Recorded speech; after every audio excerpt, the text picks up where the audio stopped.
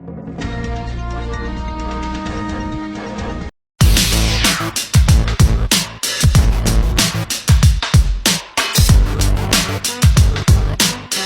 video yang memperlihatkan pebulu tangkis putri Indonesia Apriani Rahayu tak kuasa menahan tangisnya sambil memeluk erat sang pelatih Eng Hian usai meraih medali emas Olimpiade Tokyo 2020. Apri sapaan akrab Apriani Rahayu di bulu tangkis tak henti-hentinya mengucapkan terima kasih kepada Eng Hian.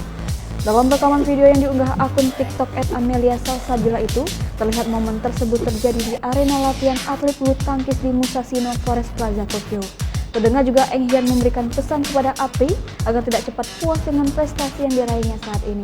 Sebab Apri yang saat ini berusia 23 tahun itu masih memiliki perjalanan karir yang panjang.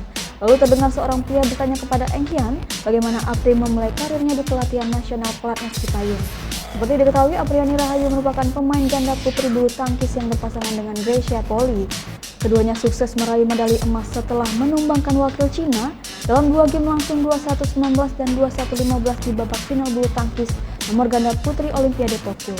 Kemenangan itu membuat Grecia Apri sukses menyumbangkan medali emas pertama bagi Indonesia di Olimpiade Tokyo. Selain itu, keduanya berhasil menjaga tradisi emas Indonesia di pentas olahraga tertinggi sedunia itu.